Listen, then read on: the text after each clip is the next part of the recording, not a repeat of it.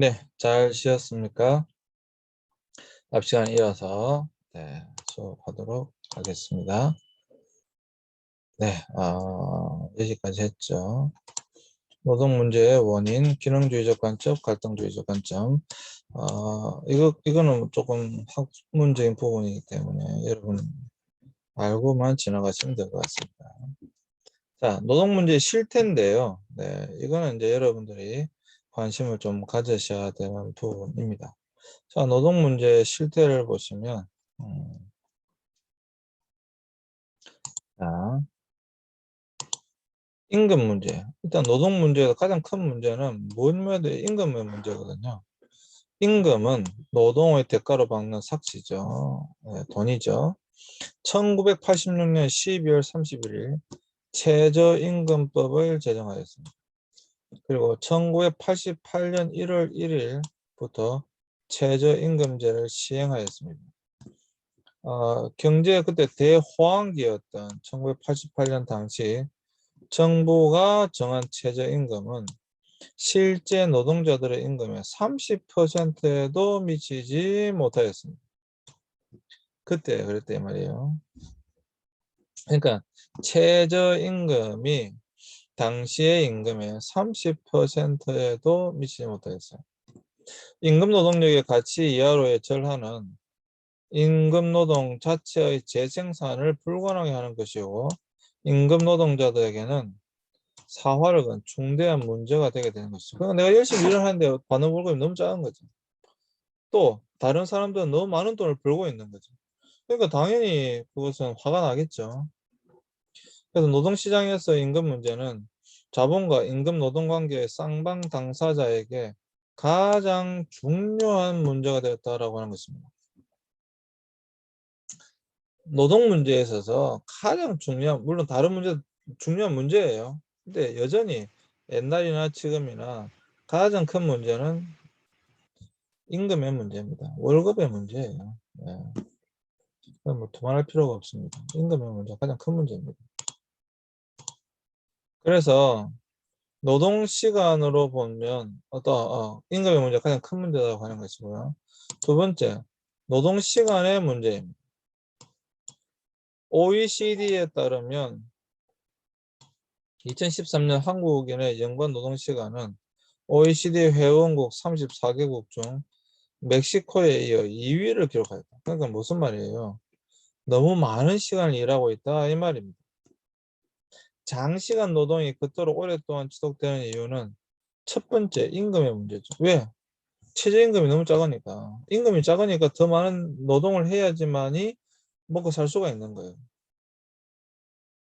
그래서 한국의 노동자들은 이 시간당 임금이 적고요. 기본급이 낮은 임금의 구조를 가지고 있습니다. 둘째는 법 제도와 사회적 규범 역시 장시간 노동을 가능케 하고 있다라고 하는 겁니다. 그러니까 일단 시간당 임금이 적고 기본급이 낮기 때문에 일을 더 많이 해야지만 이 수익, 돈을 벌어올 수가 있는데, 이것에 대하여 그러면 좀 더 정부라든지 국회에서 이 부분에 관심을 가지고 뭔가 법과 제도를 만들어야 되잖아요. 근데 그것도 소홀했다 이 말입니다. 물론 지금은 만들려고 노력하고 있지만 여전히 많은 문제도 있죠. 비정규직의 문제, 이거 전혀 해결 못하고 있잖아요. 그러니까 이런 법이나 제도를 통해서 뭔가 해결해야 되는데 이런 부분들도 해결을 못하고 있다 이 말이죠. 그래서 명목상으로 법적 노동시간은 존재하지만 초과 노동에 대한 규제는 거의 이루어지지 않고 있다. 이게 초과 노동시간에 대한 규제를 어떻게 할 것이냐. 사실 굉장히 중요한 부분이죠. 그러니까 노동 문제가 임금의 문제고 두 번째는 노동 시간의 문제다. 사실 두 개가 별개의 문제가 아니에요. 결코 두 개가 별개의 문제가 아니거든요. 노동시간, 네. 우리나라가 이런 이야기들 여러분 많이 들어보셨죠? 우리나라 노동시간이 OECD 국가 중에서 정말 높다. 왜 높겠어요? 한번 생각해 보세요. 그건 그만큼 돈을 벌려면 더 많은 노동을 해야 된다는 겁니다. 다른 게 아니고요.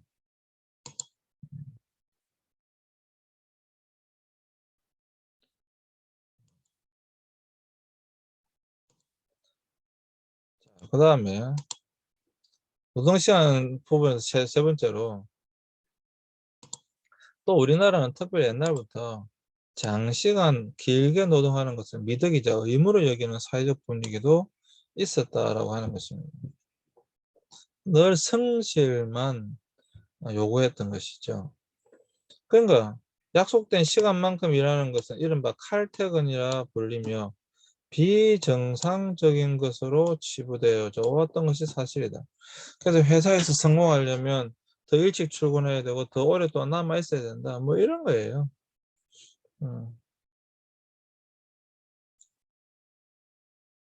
그게 정상이라고 할 수 없죠. 그다음 네 번째가 소비가 점점 더 중요한 삶의 요소가 되고 있다.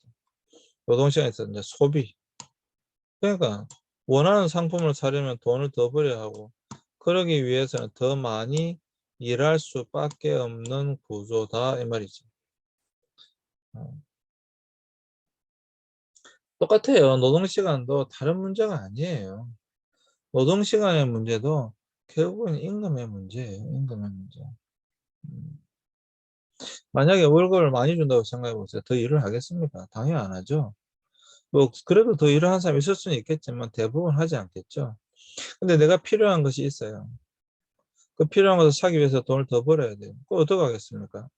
내 월급이 작고 그 필요한 돈을 더 벌기 위해서는 뭐 더 일을 할 수밖에 없는 거죠. 또 기업에서 그렇게 유도를 합니다. 우리나라는 본봉이 굉장히 작은 구조고요. 추가 수당을 많이 붙여놨기 때문에 추가 수당을 이 본봉이 아니잖아요. 추가 수당을 이렇게 해놔가지고 네가 일을 더 해라 그러면 추가 수당 줄게 이런 거예요. 네.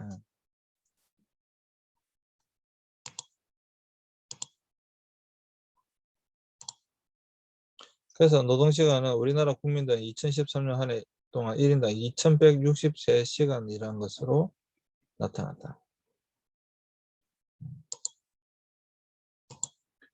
1인당 2163시간.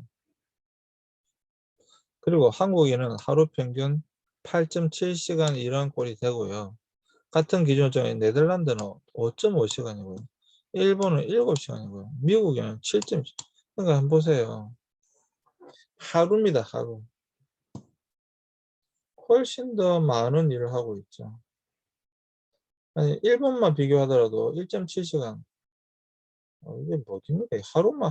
하루만 이런 거는 1년이면 어떻게 되겠습니까? 그러면 우리가 더 일을 많이 하면 일본만큼 월급을 많이 받고 있습니까? 그것도 아니잖아요. 그러니까 이런 게 이제 억울한 거죠. 이런 게. 내가 일을 더해서 만약에, 자, 보세요. 간단한 거예요. 내가 하루 8.7시간 일을 해서 일본이 7시간 일을 하는데 일본 7시간 일하는 것보다 만약에 내가 월급을 더 많이 받는다라고 한다면 고민할 필요가 없죠, 그거는. 그렇지 않습니까? 그거는 고민할 필요가 없어요. 그럼 고민할 필요가 없는데 문제는 일본이 7시간보다도 월급이 더 작기 때문에 오히려 문제가 되는 것입니다. 미국과 뭐 비교할 필요도 없고요. 그러니까 네덜란드 우리도 임금이 많죠. 그러니까 이거는 뭐 3시간 더 일하는데도 불구하고 월급이 작은 거예요. 이거 어떻게 해야 되죠? 그러니까 당연히 어떻습니까? 노동 문제가 나타날 수밖에 없는 거죠. 노동 문제가 나타날 수밖에 없습니다.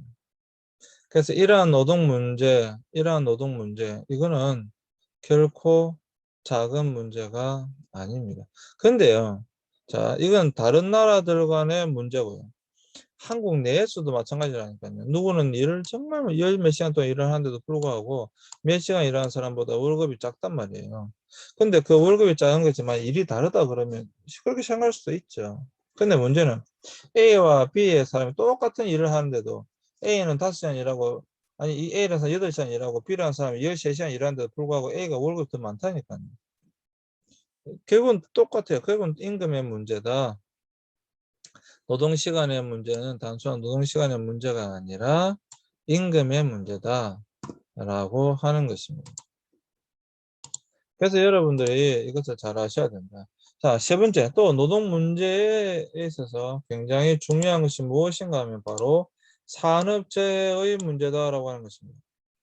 산업재해는 주로 노동자 당사자의 과로나 기기 상태의 열악 등 불안전한 상태로 이르 발생하지만 때로는 완벽한 환경에서도 노동자의 부주의가 발생하기도 하죠. 당연히. 근데 하일리는 산업재해로 인해 중상자가 1명 나올 경우 그 전에 같은 원인으로 발생한 경상자가 29명 있다는 거예요. 중상자가 1명 나왔다는 말은 경상자는 무려 21명 나왔다고 하는 것이고 부상을 당하지는 않았지만 같은 원인으로 경미한 사고를 겪었던 사람이 무려 300명 정도 있었다는 사실을 밝혀냈어요. 1명의 중상자가 나왔다고 하는 것은 경상자는 29명 나온 것이고 무려 300명 정도가 그와 유사한 어떤 그래도 큰 사고는 아니라 할지라도 작은 사고를 겪었다 이 말입니다.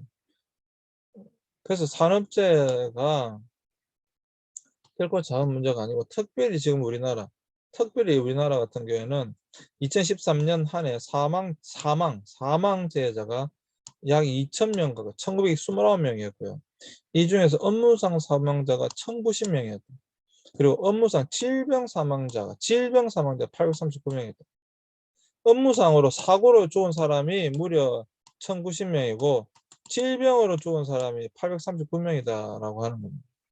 그러니까 여러분 우리나라의 이 사망재해자가 얼마나 많은가 라고 하는 것을 여러분 아실 수가 있죠. 1년에 365일이라고 했을 때 하루에 3명의 노동자들이 이런 사고를 통해서 하루에 3명이 아니죠. 하루에 6명 정도의 사람, 5명 이상의 사람들이 사망하고 있다라고 하는 거예요. 그러니까 여러분 엄청난 숫자입니다. 이거는 사실 우리나라의 부끄러운 부분이기도 하죠. 이거는 우리나라의 부끄러운 부분이기도 합니다. 자, 네 번째 노사관계인데요. 노동 문제의 실태 중에서 노사관계. 이 노사관계란 기업 내의 사용자와 근로자와의 관계, 즉 고용관계를 중심으로 전개되는 관계인데요. 즉 고용의 지속과 근로조건의 향상을 둘러싼 그들 간의 갈등과 마찰은 대립과 협력이 필요한 상황에서의 양면적인 산업사회관계로 볼 수가 있습니다. 그래서 고용의 계속과 근로조건의 향상을 둘러싼 그들 간의 갈등과 마찰은 대립과 협력이 필요한 상황에서의 양면적인 산업사회관계로 볼 수가 있다라고 하는 것입니다. 그래서 노사 간의 갈등은 오늘날 자본주의 사회, 이게 중요해요. 피할 수 없는 어려운 사회 문제. 이게 굉장히 중요한 거죠. 첫 번째는 피할 수가 없고, 두 번째는 아주 어려운 사회 문제다라고 하는 거예요. 이것은 제가 계속 말씀드리지만 가장 오래된 문제 중에 하나고요. 역사적으로 봤을 때도. 그리고 피할 수가 없어요. 왜? 당연히 노동자는 더 받고 싶고 일 시키는 사람은 덜 주고 싶어요. 조금 주고 싶고 더 많이 받고 싶고. 그러니까 항상 충돌이 일어날 수밖에 없는 겁니다. 이 노사 간의 갈등은 뭐 피할 수가 없어요. 앞으로도 이것은 피하기가 어려울 겁니다.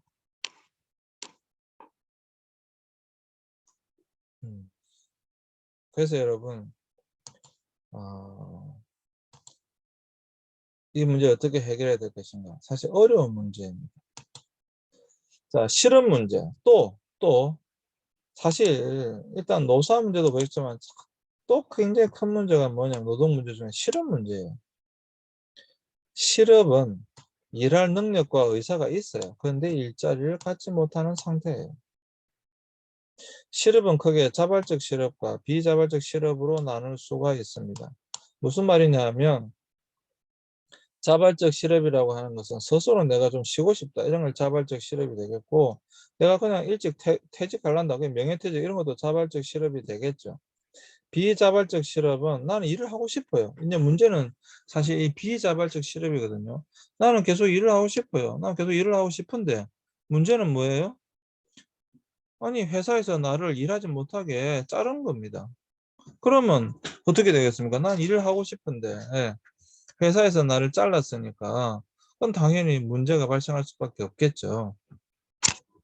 그래서 자발적 실업이란 일할 능력이 있지만 현재 임금 수준에서는 일할 의사가 없어 더 나은 일자리를 찾기 위해 잠시 쉬고 있는 상태를 이야기하지만, 비자발적 실업이란 일할 능력도 있고 현재 임금 수준에서 일할 의사도 있지만 일자리를 구하지 못하는 상태를 비자발적 실업이라고 하는 것입니다.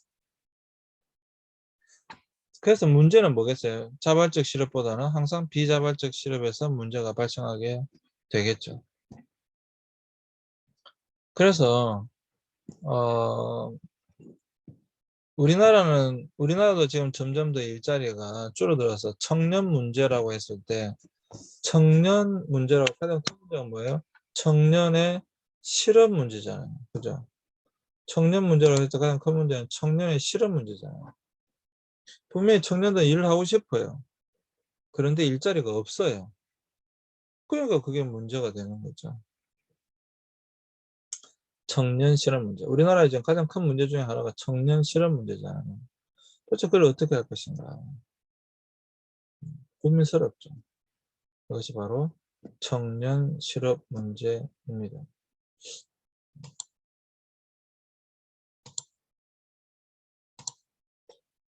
그래서 실업의 형태는 마찰적 실업과 경기적인 실업, 구조적 실업이 있습니다.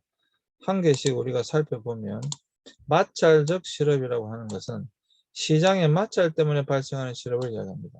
그 무슨 말이냐? 더 좋은 직장을 구하거나 다른 지역으로 이사를 가서 새로운 직장을 구하는 것 같은 일시적인 실업 상태를 마찰적 실업이라고 합니다. 그럴 수 있어요. 근데 이것은 큰 문제는 아니겠죠. 그죠? 얘는 뭐 큰 문제는 아닐 겁니다. 그런데 이제 두 번째부터는 좀 문제가 됩니다. 경기적 실업은 뭐냐 하면 총 수요와 총 공급의 변화에 따라 발생한 실업이에요. 그래서 경기적인 실업은 일하려고 하지만 경기가 나빠져서 기업의 구조조정이나 부도로 인해서 일자리를 잃고 새로운 일자리를 구하지 못하는 비자발적 실업의 한 형태라는 거예요. 그러니까 갑자기 회사가 어려워져 가지고 일하는 사람을 잘라야 되는 거예요. 그거 어떻게 하겠어요? 일하는 사람을 잘라야 되는데 자르지 못하는 상태. 그런 문제가 발생한다라고 하는 것이죠. 그런 문제가 발생한다. 그것을 경기가 나빠져서 나타나는 실업, 경기적 실업이라고 한다. 그 다음에 이제 세 번째가 구조적 실업입니다. 구조적 실업이라고 하는 것은 특정한 분야의 노동에 대한 수요가 부족할 때 생기는 실업이다.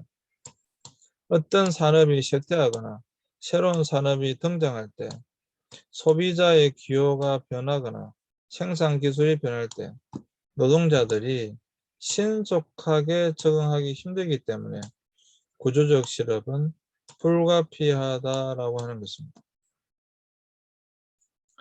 그러니까 예전에 그, 그 분야가 굉장히 활성화되어 있었는데 점점 가면서 어떻습니까? 그 수요가 줄어드는 거예요. 그러니까 그 구조조정이 일어날 수밖에 없는 거죠. 우리나라 대표적인 게 섬유산업이죠. 네. 대표적인 게 섬유산업이에요. 그래서 그 섬유산업들은 의료산업들은 다 동남아시아로 빨리 나갔잖아요. 왜? 우리나라 임금이 너무 비싸니까 경쟁력이 없는 거예요. 경쟁력이 없으니까 다 동남아시아로 빠져나갈 수밖에 없는 거죠. 그런 문제가 발생한다라고 하는 거예요. 그래서 당연히 구조적인 실업이 불가피할 수밖에 없죠. 음, 그런 것을 구조적인 실업이라고 한다라는 것입니다. 그러면 이러한 노동 문제에 대책 방안이 없는가? 근데 이게 이제 어떻게 보면 결론이죠. 그러니까 이러한 문제들에서 대책은 없는가? 방안 없는가? 어떻게 해야 되는가? 첫 번째, 노동 관련법과 제도, 그리고 노동시장 간의 마찰을 최소화하기 위해 법치주의를 확립해야 된다. 첫 번째는 제도를 만들어야 된다 이 말입니다.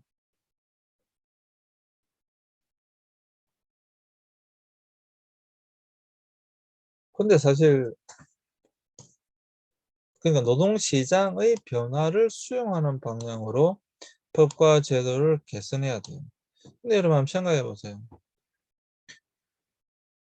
우리나라도 당연히 법치주의 국가잖아요. 법에 의해서 다스려지는 국가잖아요. 근데 사실 법이 없어서 문제일까요? 여러분, 우리나라에 노동 관련 법이 없어서 문제가 발생할까요? 그렇지 않겠죠. 그런데도 불구하고 많은 문제들이 일어나는 것은 그 법을 지키지 않기 때문에 그런 것이고, 법을 편법을 써서 그런 것이고, 어떻게든 교묘하게 그 법들을 빠져나가기 때문에 그렇겠죠.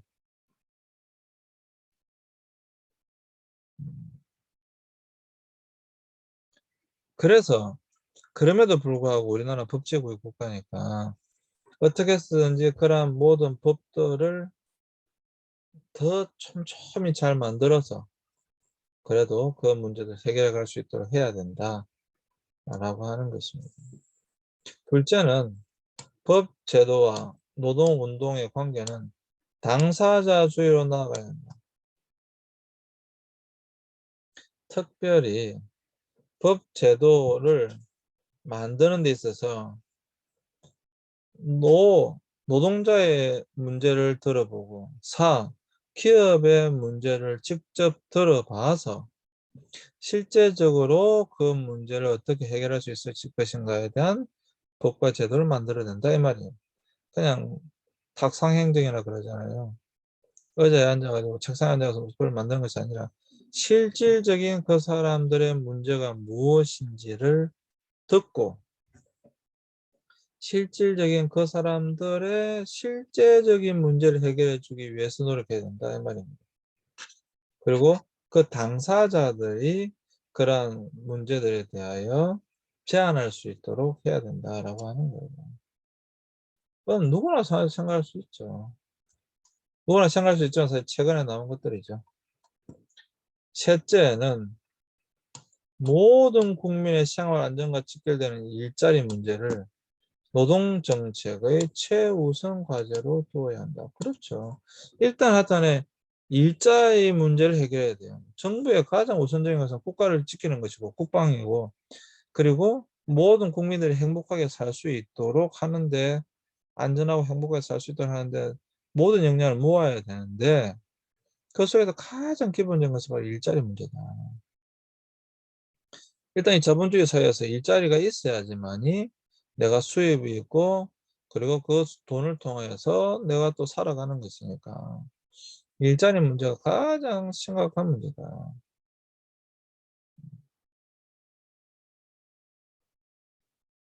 그러니까 여러분 정부 정책의 가장 우선 일자리 지금 사실 지금 일자리 문제 너무 심각하잖아요. 특히 청년 실업 문제 너무 심각하거든요. 이거 어떻게 해결해야 될 것인가. 몇십만 명의 젊은이들 다 공무원 준비하고 있고 비정상적인 국가거든요. 정말 비정상적이에요. 음. 이 일자리 문제를 어떻게 해결할 것인가. 넷째, 노사 분쟁을 당사자들이 스스로 해결한다 원칙을 구체화시켜야 된다. 당사자들이 해결하는 것이다라고 하는 걸 구체화시켜야 되는데 사실 그거는 거의 불가능하죠. 네. 왜? 지금까지 당사자들에게 맡겨놨더니 당사자들이 해결을 못 하잖아요. 오히려 극한 대립이 나타나니까 문제인 거죠. 잘 해결만 할 수 있으면 그거보다 좋은 건 없죠, 사실. 어쨌거나 구체화시켜야 됩니다.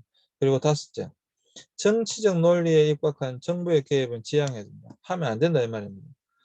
정치적 논리, 포퓰리즘이라고 하잖아요. 이 포퓰리즘에 의해서 사람이 표를 얻기 위해서 그 임시 방편에 어떤 그런 정치가들의 이익 논리에 따라서 정부가 개입해서 이 문제를 해결해서는 안 된다. 가장 중요한 것은 노동자와 회사 간에 어떻게 잘 접촉점을 만들어서 서로 윈윈 할 수 있는, 서로에게 도움이 될 수 있는 그러한 것으로 나아가야 된다라고 하는 것입니다. 굉장히 중요한 것이죠. 근데 우리나라 노동자 문제도 지금 계속 정치적 논리에 따라서 왔다 갔다 하잖아요. 그건 문제죠. 이것은 여러분 옛날부터 지금까지 수많은 대책과 방안이 나왔지만 여전히 사실 어려운 부분입니다. 지금도 여전히 문제예요.